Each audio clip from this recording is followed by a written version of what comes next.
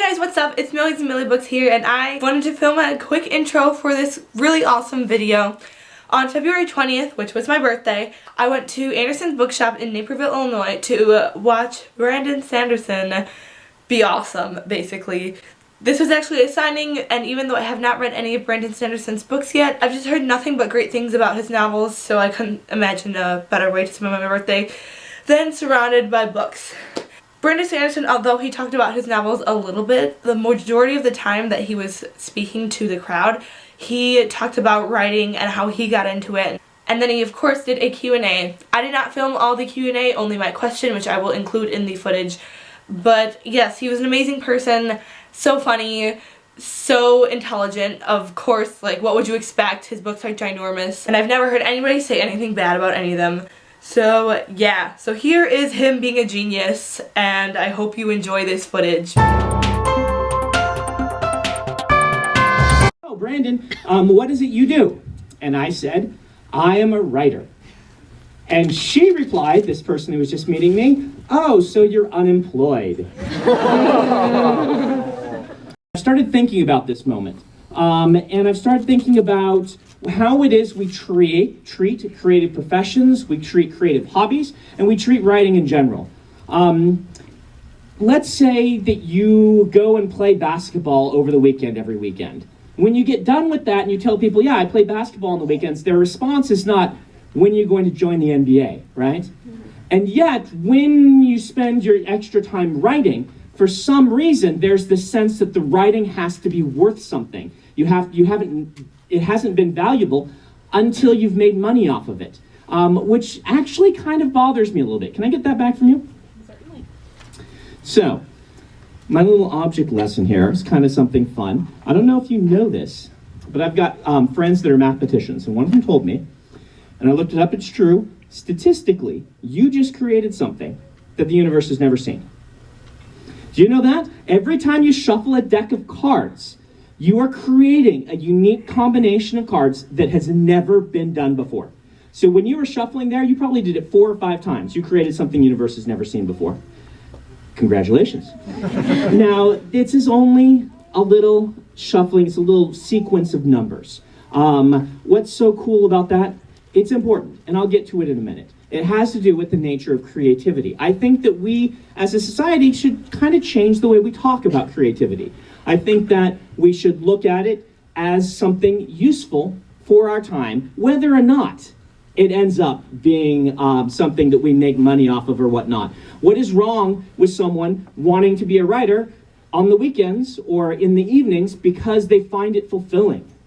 In fact, I have a lot of writers come through the line, and they'll ask me for writing advice, and I'll give them writing advice, but I'll usually start off by saying, oh, so you're a writer, and a lot of times they look ashamed. Like, well, not really, or, well, I haven't sold anything, or something like that. They'll ask me for the #1 piece of writing advice, and lately I've started giving this as my #1 piece of writing advice. I want you as writers to start looking at yourselves as the product, not the books you're writing. What that means is, the time you spend writing is creating of you somebody who can write better books. And this goes for any artistic field, any artistic endeavor. What you're doing is not creating a piece of art, you're creating a person who is able to be better at creating pieces of art. And that's the value of it, the thing that you get out of it, the time you spend with it. Creativity. What is creativity? Well, as human beings, we have a lot of trouble. In fact, you might say that it's impossible for us to imagine something that we have never seen before. What we're really good at doing is combining 2 things we've seen before into something new.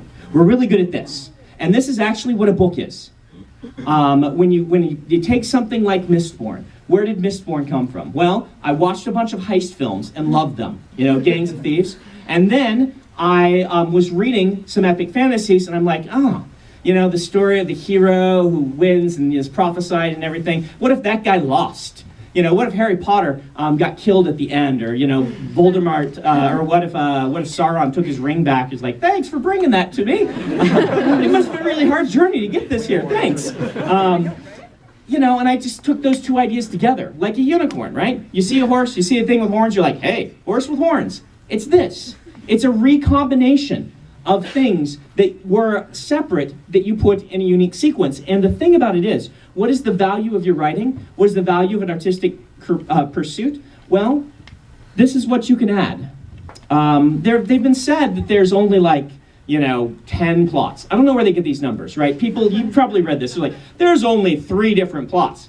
Okay, but there really are. There's a limited number of plot cycles, but what you can add as a writer is your take on them. Every attempt is unique, and every combination is unique. What you're adding is you. It's not the words, it's not the plot, it's your perspective on it. Creativity. One more story for you. I think that creativity is more prevalent in our careers and our lives than we think it is. My mom would always say that she's not creative. I don't know if I agree with that. If you don't think it takes creativity to keep track of 4 young children and keep them entertained and from destroying the house, I think you don't understand what creativity is. When I was in college, one of my roommates, still to this day, swears he's not very creative. He was an engineer at the time. He was in chemical engineering, and I was in English. And our days kind of went like this. Like, we would talk about what we did, and I'd say, he'd say, Brandon, what did you do today? I'm like, well, I had a Jane Austen class. So we basically talked about our feelings, and then danced through flowers and wrote poetry about it. And then our homework was to find different kinds of flowers. What did you do today, Tom? And he'd say, well, I took a test. It took me 3 hours, and I got a 45% on it. And I'm like, he's like, and I was the highest grade in the class. Honestly, he came to my signing in Portland, and he'd like raise his hand. He's like, yep, that's true. I remember that day. This engineer, so very different sort of careers. And yet, when I was in college, I tried to take a wide variety of classes. In fact, if someone wants to be a writer, I suggest you take as many different classes as you can. In fact, I would sneak into classes that they wouldn't let me into. Upper level abnormal psych classes, really interesting. One that they actually let me take was a computer programming class. I'm like, I haven't tried this, I'll try this. I took, it was Pascal. Any code monkeys here? Yeah, Pascal class. And yes, and I just learned to program in that, and it was really fun and interesting. And I was working this graveyard shift at the hotel at the time, so I would go to my hotel, and I would start work at the night. I'd do my homework first, and then write my books. And after doing my CS homework, my computer science homework, I found writing books to be really hard. And it was bizarre to me. Why is this so hard? Well, it turns out that it was using the same muscles. That writing code and writing fantasy novels were really, really similar. In fact, through my entire college career, all the way through my master's degree, I never found another class that was as similar to writing fantasy novels as my coding class. Even my literature classes didn't exercise those same muscles. 2 very opposite things were going on. What my roommate was doing, what I was doing. And yet, his profession and my profession are the most similar in a lot of ways. So I think that we have a lot of creativity in our lives. I think we use creativity. This relates to writing. How? My writing? Well, a lot of people come through my lines, these writers, and they ask me for advice. And as I said, I'm university trained. So I can come up with something that sounds really intelligent, right? Actually came up with a list of things I call Sandersons Laws. These are my laws of magic systems. They're good reads, they're interesting, but it's Brandon the academic talking about what he does naturally, not what I necessarily do automatically. And so I feel like I'm lying a little bit with those. And so I've started coming up with a 4th law. I actually call it the Zeroth Law. Sandersons Zeroth Law. And this accurately describes what I do. Sandersons Zeroth Law is always err on the side of what's awesome. And that's the truth of how my stories come about. I think of something really cool, and then I construct an entire book to justify it, to make it seem like it belongs. Knights in magical power armor. Let's come up with an entire book to justify knights in magical power armor. Or all the superheroes are evil. Let's come up with an entire book to justify all the superheroes being evil. This is how I work. It's kind of the difference between, I think, a science fiction writer and a fantasy writer. I come up with an awesome thing, and then I work backward to justify it. They take what we have, and they work forward trying to find something awesome to write about. So that's kind of the end of my speech here, is this idea of erring on the side of what's awesome. I would encourage you to think about creativity different. Think about the way you use creativity in your lives, and if possible, try to err a little more often on the side of what's awesome. Were there any specific fantasy books that you read as a child that inspired you to write fantasy? Yes, excellent question. I was not a reader until I had a teacher, 8th grade teacher. This is truth, Ms. Reader. Yes. She had a calling. Reeder. Was my teacher in 8th grade, and she gave me a fantasy novel for the first time and convinced me to read it. It took a little work on her part because I was not a reader. It was Dragon's Bane by Barbara Hamley, a kind of classic standalone epic fantasy. And it's standalone because the sequels she wrote 20 years later when she was really depressed are very different. They're worth reading, but they don't feel like sequels. Dragon's Bane, fantastic book. All of Anne McCaffrey's books were next to that in the school library, like in the card catalog, under the title, and so I went to them next, and they had a huge influence on me. I would say those two were the biggest, and then Melanie Ron's books were next to those, so I read all of those. And then the first book series I discovered on my own, that, like, you know, when it wasn't already finished, was The Wheel of Time.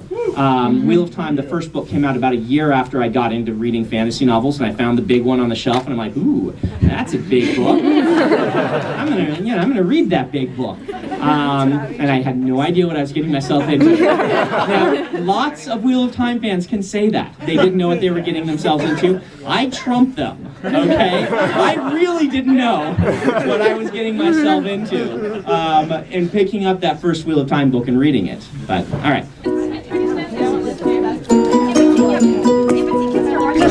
Birthday, huh?